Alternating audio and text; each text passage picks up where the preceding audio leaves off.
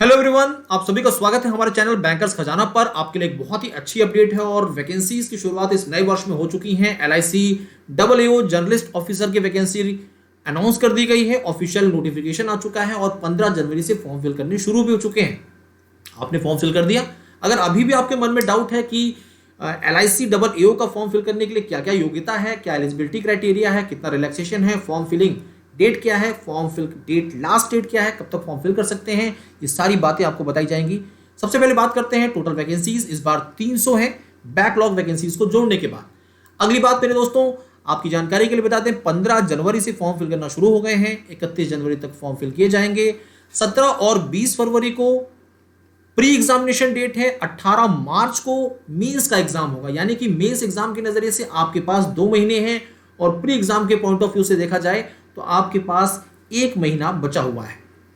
यहां पर eligibility criteria के बारे में बता दें, 21 मिनिमम एज होनी चाहिए 1 जनवरी 2023 तक और मैक्सिमम एज 30 ईयर्स होनी चाहिए, यानी कि 21 से 30 ईयर्स तक के जो विद्यार्थी हैं वो इस फॉर्म को फिल कर सकते हैं।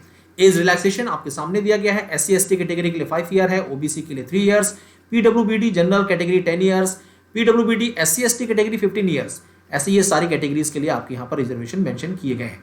जो कंफर्म एलआईसी के एम्प्लॉइज हैं उनके लिए फर्दर रिलैक्सेशन है 5 ईयर्स का।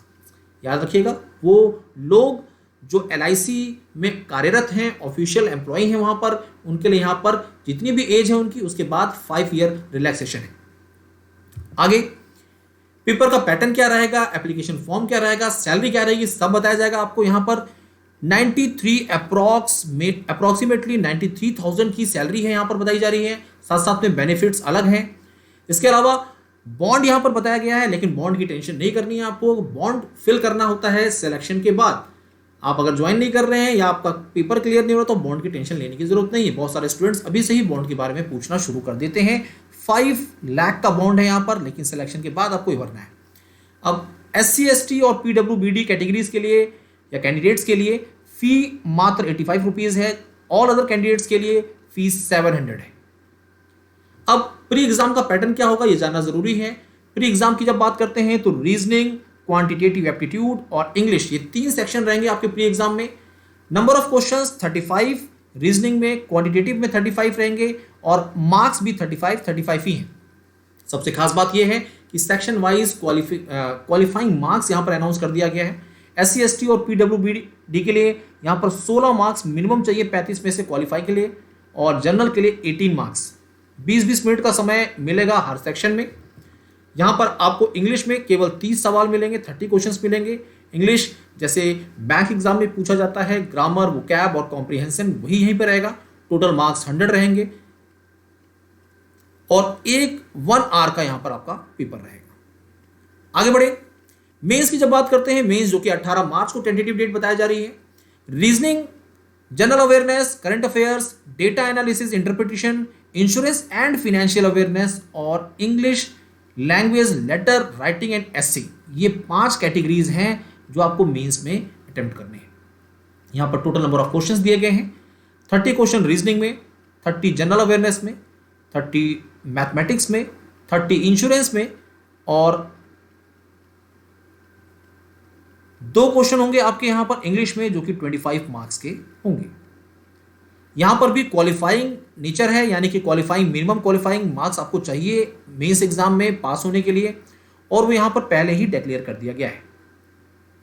मिनिमम मार्क्स 40 चाहिए, क्योंकि रीजनिंग आपका 30 क्वेश्चन है, 90 मार्क्स का है, इसमें मिनिमम 40 मार्क्स आपको चाहिए। ऐसे ही 27 जनरल नॉलेज में चाहिए मिनिमम, मैथमेटिक्स में 40 मार्क्स चाहिए मिनिमम, इंश्योरेंस कैटेगरी में आपको 27 मार्क्स चाहिए और इंग्लिश में मिनिमम 9 मार्क्स चाहिए। अगर हम बात करें एससी एसटी और पीडब्ल्यूबीडी की, अदर्स कैटेगरी की बात करते हैं, रीजनिंग में आपको मिनिमम 45 लाने ही हैं 90 में से, यानी कि 50% आपके आने चाहिए।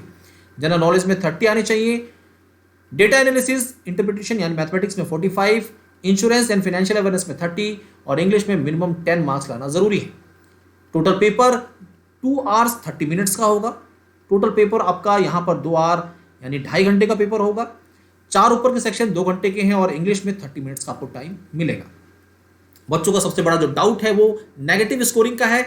अभी तक इस पूरे नोटिफिकेशन में कहीं भी नेगेटिव स्कोरिंग के बारे में जानकारी नहीं दी गई, यानी कि माइनस मार्किंग है कि नहीं इसके बारे में बताया नहीं गया है।